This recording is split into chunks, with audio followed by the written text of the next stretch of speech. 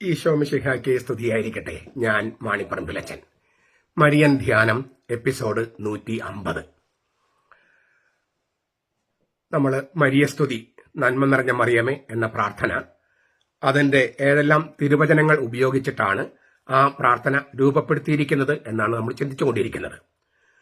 നന്മ നിറഞ്ഞ മറിയമേ സ്വസ്തി, കർത്താവ് നിന്നോട് കൂടെ. ഇത്രയും വരെ നമ്മൾ കഴിഞ്ഞ ക്ലാസ്സിൽ കണ്ടു.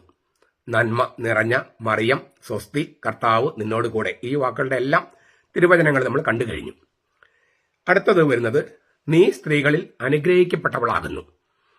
ഈ നന്മ നിറഞ്ഞ മറിയമേ സ്വസ്തി, കർത്താവ് നിന്നോട് കൂടെ എന്ന് പറഞ്ഞത് സ്വർഗത്തിൽ നിന്ന് അയക്കപ്പെട്ട ഗബ്രിയേൽ മാലാഖയാണ്. സ്വർഗത്തിന്റെ അഭിവാദനമാണത്. സ്വർഗം മറിയത്തെക്കുറിച്ച് സ്വർഗത്തിന്റെ വിലയിരുത്തലാണത്. കൃപയിൽ സൃഷ്ടിക്കപ്പെട്ടുകൊണ്ടിരിക്കുന്നവളെ സ്വസ്തി, മറിയമേ കർത്താവ് നിന്നോട് കൂടെ. ഇതെല്ലാം സ്വർഗം പറഞ്ഞതാണ്. ഇതിനോട് ചേർത്ത് ഭൂമിയിലെ എലിസബത്ത്, ഒരു മനുഷ്യ സ്ത്രീ, പറയുന്നതാണ് നീ സ്ത്രീകളിൽ അനുഗ്രഹിക്കപ്പെട്ടവളാകുന്നു, നിന്റെ ഉദരത്തിൻ ഫലമായ ഈശോ അനുഗ്രഹിക്കപ്പെട്ടവനാകുന്നു. ആദ്യമേ ഓർക്കേണ്ടത്, എലിസബത്ത് ഇത് പറയുന്നത് പരിശുദ്ധാത്മാവിനാൽ നിറഞ്ഞിട്ടാണ്. അപ്പൊ സ്വർഗത്തിൽ നിന്നുള്ള പരിശുദ്ധാത്മാവിനാൽ നിറഞ്ഞിട്ടാണ് എലിസബത്ത് ഇത് പറയുന്നത്. ലൂക്കാസിന് സുവിശേഷം 1:41 ആ 39 മുതൽ 45 വരെയുള്ള വചനങ്ങൾ കേട്ടാൽ നമുക്ക് അതിന്റെ ആഴം മനസ്സിലാകും. ആ നാളുകളിൽ മറിയം എഴുന്നേറ്റ് മലനാട്ടിലുള്ള ഒരു യൂദാ പട്ടണത്തിലേക്ക് തിടുക്കത്തിൽ യാത്ര പുറപ്പെട്ട് സക്കറിയാസിന്റെ വീട്ടിലെത്തി എലിസബത്തിന് വന്ദനം പറഞ്ഞു. അപ്പോൾ ഇങ്ങനെ സംഭവിച്ചു. മറിയത്തിന്റെ അഭിവാദനം എലിസബത്ത് കേട്ടപ്പോൾ ശിശു അവളുടെ ഗർഭത്തിൽ തുള്ളിച്ചാടി. എലിസബത്ത് പരിശുദ്ധാത്മാവ് നിറഞ്ഞവളായി ഉച്ചത്തിൽ ഉദ്ഘോഷിച്ചു, നീ സ്ത്രീകളിൽ അനുഗ്രഹിക്കപ്പെട്ടവൾ, നിന്റെ ഗർഭഫലവും അനുഗ്രഹിക്കപ്പെട്ടത്. എന്റെ കർത്താവിന്റെ അമ്മ എന്റെ അടുക്കൽ വന്നു. ഇതെങ്ങനെ സംഭവിച്ചു? നിന്റെ അഭിവാദന സ്വരം എന്റെ ചെവികളിൽ പതിച്ചപ്പോൾ ശിശു എന്റെ ഗർഭത്തിൽ ആനന്ദം കൊണ്ട് തുള്ളിച്ചാടി. കർത്താവ് തന്നോട് അരുളി ചെയ്തത് നിറവേറുമെന്ന് വിശ്വസിച്ചവൾ ഭാഗ്യവതി. മറിയത്തിന്റെ അഭിവാദനം എലിസബത്ത് കേട്ടപ്പോൾ ശിശു അവളുടെ ഗർഭത്തിൽ തുള്ളിച്ചാടി. എലിസബത്ത് പരിശുദ്ധാത്മാവ് നിറഞ്ഞവളായി അവൾ ഉദ്ഘോഷിച്ചു. അപ്പൊ പരിശുദ്ധാത്മാവിനാൽ നിറഞ്ഞിട്ടാണ്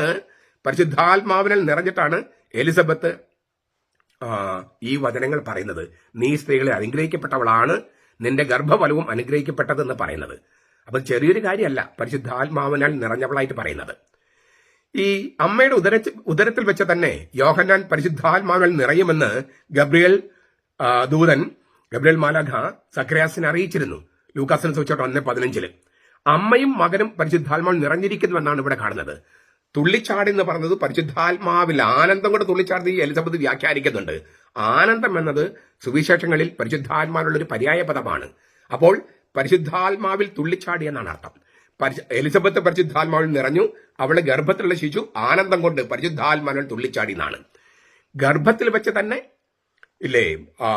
അമ്മയുടെ ഉദരത്തിൽ വെച്ച് തന്നെ, ഗർഭത്തിൽ വെച്ച് തന്നെ യോഹന്നാൻ പരിശുദ്ധാത്മാവിൽ നിറയുമെന്നുള്ള വചനം പൂർത്തിയാവുകയാണ്. ലൂക്കാസ് 1:15 അമ്മയും മകനും പരിശുദ്ധാത്മാവിൽ നിറഞ്ഞിരിക്കുന്നു. മറിയത്തിനുള്ളിൽ, അവളുടെ ഗർഭത്തിൽ പരിശുദ്ധാത്മാവിനാൽ അവളുടെ ഗർഭത്തില് ഭൂജാതനായ യേശുവിന്റെ സാന്നിധ്യം, അവന്റെ മുന്നോടിയും സാക്ഷിയുമായ യോഹന്നാനെയും അവന്റെ അമ്മയായ എലിസബത്തിനെയും ആത്മാവിനിൽ അഭിഷേകം ചെയ്യുന്നു.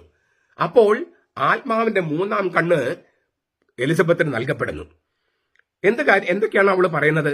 മറിയത്തിന്റെ ഭാഗ്യം എന്തെന്ന് എലിസബത്ത് തിരിച്ചറിയുന്നു. കർത്താവിന്റെ അമ്മ എന്ന് മറിയത്തെ വിളിക്കാൻ അവൾ തയ്യാറാകുന്നു. ശിശുവിന്റെ കുതിച്ചുചാട്ടത്തെ വ്യാഖ്യാനിക്കാനുള്ള വരദാനം അവൾക്ക് കിട്ടുന്നു. ഇത് മൂന്നും വളരെ പ്രധാനപ്പെട്ടതാണ്. ഒന്ന്, നമുക്ക് ഈ പരിശുദ്ധാത്മാവ് എന്ന വാക്ക്, പരിശുദ്ധ ആത്മാവ്, ഹീബ്രുവില് റൂഹ ഹഖോദേശ് എന്നാണ്. റൂഹ എന്ന വാക്കിന് കാറ്റ്, ശ്വാസം, ആത്മാവ് എന്നൊക്കെ അർത്ഥമുണ്ട്. ഹഖോദേശ് എന്ന് പറഞ്ഞാൽ ദ ഹോളി. അപ്പോ ദ സ്പിരിറ്റ് ഓഫ് ദ ഹോളിനെസ് or the spirit of the holy, പരിശുദ്ധ ആത്മാവ്, പരിശുദ്ധിയുടെ ആത്മാവ്, അങ്ങനെ രണ്ടർത്ഥത്തിലും വരാം.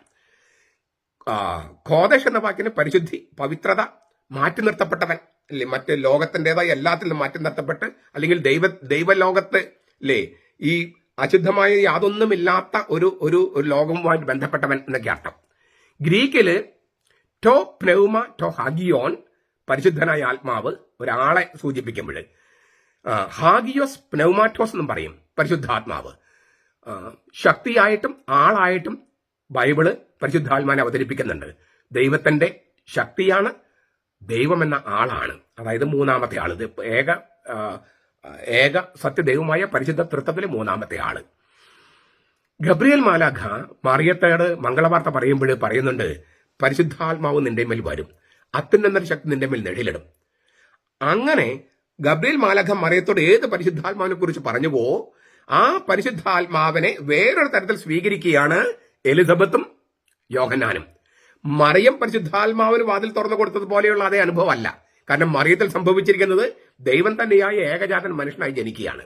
അപ്പോൾ മറിയത്തിൽ സംഭവിക്കുന്നത് പരിശുദ്ധാത്മാവിന്റെ, അതായത് മറ്റാരിലും സംഭവിക്കാത്ത ഒരു സംഭവമാണ് മറിയത്തിൽ സംഭവിക്കുന്നത്. ദൈവം മനുഷ്യനാകുകയാണ്. അത് അത്രയും വലുതാണ്. പ്രോട്ടസ്റ്റന്റ് ദൈവശാസ്ത്രജ്ഞനായ കാൾബാർത്ത് പറയുന്നത്, ദൈവം യേശുവിന്റെ ചരിത്രത്തിൽ അല്ലെങ്കിൽ മനുഷ്യ ചരിത്രത്തിൽ രണ്ട് പ്രാവശ്യമേ നേരിട്ട് ഇടപെട്ടിട്ടുള്ളൂ. ഒന്ന് മനുഷ്യാവതാരം, അതായത് കന്യകയായ മറിയത്തിന്റെ ഗർഭത്തിൽ ദൈവം മനുഷ്യനായി വരിക. മറ്റൊന്ന് അവന്റെ യേശുവിന്റെ ഉത്ഥാനം. അപ്പൊ അത്രയും വലിയ, അതായത് പ്രപഞ്ച സൃഷ്ടിയേക്കാൾ വലിയൊരു സംഭവമാണ് ഈ മനുഷ്യാവതാരം. അത് സംഭവിക്കുന്നത് മറിയത്തിലാണ് പരിശുദ്ധാത്മാവ് വരുമ്പോൾ. അപ്പോൾ പരിശുദ്ധാത്മാവ് മറിയത്തിൽ വന്നു, ദൈവം മനുഷ്യനായി അവളുടെ ഗർഭത്തിൽ മനുഷ്യനായി രൂപം കൊണ്ടു. ആ പരിശുദ്ധാത്മാവ് തന്നെയാണ്, പക്ഷെ വേറൊരു തരത്തില്, വേറൊരു രൂപത്തില് എലിസബത്തിന്റെ ഗർഭത്തിലുള്ള കുഞ്ഞായ യോഹന്നാനിലും വരുന്നത്. ഈ നമുക്ക് രണ്ടു മൂന്ന് കാര്യങ്ങളൊന്ന്, വളരെ പ്രധാനപ്പെട്ട രണ്ടു മൂന്ന് കാര്യങ്ങളൊന്ന് ഞാൻ ആവർത്തിക്കല്ല, ഒന്ന് ഊന്നൽ നൽകി പറയാൻ ആഗ്രഹിക്കുകയാണ്. മറിയത്തിന്റെ ഭാഗ്യം എന്തെന്ന് എലിസബത്ത് തിരിച്ചറിയുന്നപ്പോഴാണ്, പരിശുദ്ധാത്മാവിൽ നിറഞ്ഞപ്പോഴാണ്. ഇന്ന് മറിയത്തെ ഏറ്റവും കൂടുതൽ മോശമായിട്ട് സംസാരിക്കുന്നത് ക്രിസ്ത്യാനികളായിരുന്ന വ്യക്തികൾ കത്തോലിക്ക സഭയിൽ നിന്ന് പുറത്തു പോയിട്ട് മറിയത്തിനെ ഏറ്റവും മോശമായി അവതരിപ്പിക്കുക. ലോകത്ത് ഒരു മനുഷ്യൻ പോലും ഒരു സ്ത്രീയെ എങ്ങനെ മോശമായിട്ട് അവതരിപ്പിക്കില്ല. അത്രയും മോശമായിട്ട് അവതരിപ്പിക്കുന്നത് ഒരിക്കൽ ക്രിസ്ത്യാനികളും കത്തോലിക്കരുമായിരുന്ന ആളുകൾ കത്തോലിക്ക സഭയിൽ വിട്ടുപോയിട്ടാണ്. എന്തുകൊണ്ടാണ് അവരുടെ പ്രശ്നം? അവർക്ക് പരിശുദ്ധാത്മാവില്ല. പരിശുദ്ധാത്മാവിൽ അവർ നിറയുകയാണെങ്കിൽ ഈ എലിസബത്ത് മറിയത്തിന്റെ ഭാഗ്യം തിരിച്ചറിഞ്ഞതുപോലെ അവർ തിരിച്ചറിയുമായിരുന്നു. നമ്മളും തിരിച്ചറിയും. നമുക്കും പരിശുദ്ധാത്മാവിന്റെ വരദാനമില്ലാതെ മറിയത്തിന്റെ ഭാഗ്യം ഉദ്ഘോഷിക്കാൻ കഴിയില്ല. 2, കർത്താവിന്റെ അമ്മ അല്ലേ, the mother of my Lord എന്നാണ്. അവിടെ അദോണായി അല്ലെങ്കിൽ യാഹ്വേ എന്നൊക്കെയാണ് ഹീബ്രുവില്. അപ്പൊ കർത്താവിന്റെ അമ്മ എന്നാണ് എലിസബത്ത് വിളിക്കുന്നത്. ഈ പെന്തക്കോസ്തക്കാരും ദൈവസഭക്കാരും കത്തോലിക്ക സഭ വിട്ടുപോയിട്ടുള്ള ആളുകൾ മുഴുവൻ മറിയത്തെ വളരെ മോശമായി ചിത്രീകരിക്കുന്നു. കർത്താവിന്റെ അമ്മ എന്ന് ബൈബിൾ വിളിച്ച ഒരാളെ, തിരുവചനം വിളിക്കുന്ന ഒരാളെ, എന്തുകൊണ്ടാണ് അവർക്കത് കർത്താവിന്റെ അമ്മയാണെന്ന് അംഗീകരിക്കാൻ പറ്റാത്തത്? ഗുരുവിന്റെ അമ്മയാണ് മറ്റൊന്നൊക്കെ പറഞ്ഞ് അവർ ഇങ്ങനെ വ്യാഖ്യാനിച്ച് തള്ളുന്നതിന് കാരണം എന്താണ്? അദോണായി യാഹ്വേ എന്നതിന് അതാണ് അർത്ഥം. ആ അധ്യായത്തിൽ എവിടെയെങ്കിലും കർത്താവ് എന്നതിന് അങ്ങനെ അർത്ഥമുണ്ടോ? ലൂക്കാസിന്റെ സുവിശേഷം 1-ാമത്തെ അധ്യായത്തിൽ ഇല്ല. ദൈവമായി കർത്താവ് എന്നാണ്. അപ്പോൾ ദൈവമാതാവെന്ന് വിളിക്കാനോ കർത്തൃമാതാവെന്ന് വിളിക്കാനോ മിശിഹായുടെ മാതാവെന്ന് വിളിക്കാനോ അവർക്ക് കഴിയുന്നില്ല. കാരണം എന്താ? അവർക്ക് പരിശുദ്ധാത്മാവിന് നിറവില്ല. അവര് പരിശുദ്ധാത്മാവെന്ന് വിചാരിക്കുന്നത് ഭാഷാപരത്തിൽ സംസാരിക്കുന്നതോ ചില ദർശനങ്ങൾ കിട്ടുന്നതോ ഒക്കെയാണ്. അതൊന്നുമല്ല പരിശുദ്ധാത്മാവിന്റെ ദാനം. പരിശുദ്ധാത്മാവാകുന്ന ദാനം കിട്ടുന്നത് ശ്ലൈഹിക പിന്തുടർച്ചയിൽ, കൗദാശിക പിന്തുടർച്ചയിൽ മാത്രമാണ്. വരപ്രസാദം എന്ന് വിളിക്കുന്നത് കൗദാശിക പിന്തുടർച്ചയിലേക്ക് കിട്ടൂ, അവർക്കതില്ല. അതുകൊണ്ടാണ് ഈ മറിയത്തിന്റെ ഭാഗ്യം മാത്രമല്ല, കർത്തൃമാതാവ്, ദൈവമാതാവ് എന്ന് അവളെ വിളിക്കാൻ അവർക്ക് പറ്റാത്തതിന് കാരണം. അതുപോലെ തന്നെ ഈ ശിശുവിന്റെ കുതിച്ചു ചാട്ടത്തെ വ്യാഖ്യാനിക്കാനും അവർക്ക് കഴിയുന്നില്ല. അവർ പറയുന്നതാണ് ശിശു മാമോദീസ പാടില്ല. അതിന് പകരം അവർ പറയുന്ന ന്യായം എന്നാണ് മാർക്കോസ് 16:17, വിശ്വസിച്ച് സ്നാനപ്പെടുന്ന രക്ഷ പ്രാപിക്കും. അത് വിജാതിരുന്ന ആരെങ്കിലും ക്രിസ്ത്യാനി ആകുമ്പോഴല്ലേ. ഇവിടെ എലിസബത്തിന്റെ ഗർഭത്തിൽ കിടക്കുന്ന യോഹന്നാനാണ് പരിശുദ്ധാത്മാവിൽ നിറയുന്നത്. ഗർഭത്തിൽ വെച്ച് തന്നെ അമ്മയുടെ ഉദരത്തിൽ വെച്ച് തന്നെ അവൻ പരിശുദ്ധാത്മാവിൽ നിറയുമെന്നുള്ള വാഗ്ദാനം ലൂക്കാസ് 1:15 അത് നിവൃത്തിയാകുകയാണ്. അപ്പൊ അതാണ് ഇവിടെ സംഭവിച്ചത്. ഈ കുതിച്ചുചാട്ടം അതാണ്, ആനന്ദത്തിന്റെ കുതിച്ചുചാട്ടം അതാണെന്ന് എലിസബത്തിന് വ്യാഖ്യാനിക്കാൻ കഴിഞ്ഞു പരിശുദ്ധാത്മാവിൽ നിറഞ്ഞതിനാൽ. ഈ പെന്തക്കോസ്ത ദൈവസഭക്കാർക്ക് ഒന്നത് കഴിയുന്നില്ല. നമ്മുടെ ഇടയിലും കുറെ ആളുകൾ അങ്ങനെയുണ്ട്. ഈ പെന്തക്കോസ്തക്കാരോ ദൈവസഭക്കാരോ അങ്ങനെ കത്തോലിക്ക സഭ വിട്ടുപോയ ആളുകളോ നമ്മളോട് എന്തെങ്കിലും പറയുമ്പോൾ അത് അപ്പാടെ വിച്ഛേദിക്കാൻ നമ്മൾ തത്രപ്പെടുന്നതിന് കാരണം എന്താ? തിരുവചനങ്ങളിലും ആഴമില്ല. ഈ കാര്യങ്ങളൊന്നും നമ്മൾ എല്ലാ ദിവസവും പ്രാർത്ഥന ചൊല്ലുന്നുണ്ട്. ഈ എത്രയോ പ്രാവശ്യം നന്മ നിറഞ്ഞ മറിയുമെന്ന് പ്രാർത്ഥന ചൊല്ലുന്നു. പക്ഷെ ഇതൊന്നും നമ്മൾ അറിഞ്ഞിട്ടല്ല ചൊല്ലുന്നത്. മറിയത്തെ അറിയുക കൂടി വേണ്ടേ? സ്നേഹിക്കണമെങ്കിൽ അറിവും കൂടി വേണ്ടേ? നിങ്ങൾ അറിയാത്ത ഒരാളെയാണോ സ്നേഹിക്കേണ്ടത്? സ്നേഹിക്കണം, അറിവ് വേണം. അറിഞ്ഞിട്ടും സ്നേഹിക്കാതെ വരാം. അത് സംഭവിക്കരുത്. സ്നേഹിക്കുകയും സ്നേഹവും അറിവും ഒരുമിച്ച് പോകേണ്ടതാണ്. ഈ പരിശുദ്ധാത്മാവിനാൽ നിറയാൻ നമുക്ക് ആ ഭാഗ്യം കിട്ടിയത് ഏറ്റവും ചെറുപ്പത്തിൽ. ഞാൻ ജനിച്ച 8-ാം ദിവസം മാമോദിസ സ്വീകരിച്ചതാണ് ഞാൻ.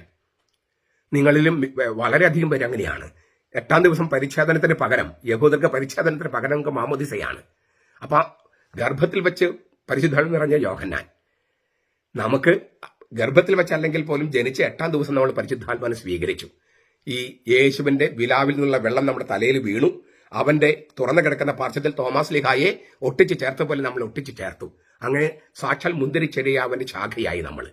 അങ്ങനെ ശാഖയായ ആളുകള് പരിശുദ്ധ അമ്മയെ അറിയുകയും ആ അമ്മയെ സ്നേഹിക്കുന്നെങ്കിൽ അമ്മയെ ദുഷിക്കുന്നവർക്കെതിരെ ഈ വീഡിയോ എങ്കിലും അവർക്ക് അയച്ചു കൊടുത്ത്, നിങ്ങൾ തിരുവചനങ്ങൾക്കെതിരെയാണ്, നിങ്ങൾക്ക് പരിശുദ്ധാത്മാവിന് ദാനമില്ല, നിങ്ങൾ മാനസാന്തരപ്പെട്ട് പരിശുദ്ധാത്മ സ്വീകരിക്കണം എന്ന് പറയാനുള്ള ചങ്കൂറ്റം നമ്മൾ കാണിക്കണം. അത് മറിയത്തോടുള്ള സ്നേഹം കാണിക്കാനുള്ള ഒരു മാർഗം അതാണ്. നമ്മുടെ അമ്മയെ ആരെങ്കിലും ദുഷിച്ചപ്പോൾ വെറുതെ ഇരിക്കുവോ? അമ്മയുടെ സ്നേഹം ഉണ്ടെങ്കിൽ ഇത് തന്നെയാണ് നമ്മുടെ ആത്മീയ അമ്മയാണ്. അപ്പോൾ അമ്മയെ ദുഷിച്ച് പറയുന്നവർക്കെതിരെ നമ്മുടെ തിരുവചനങ്ങൾ ഉപയോഗിക്കാൻ നമ്മൾ പഠിക്കണം. വചനവാൾ ഉപയോഗിക്കാൻ നമ്മൾ പഠിക്കണം. അത് അമ്മയോടുള്ള സ്നേഹമാണ്.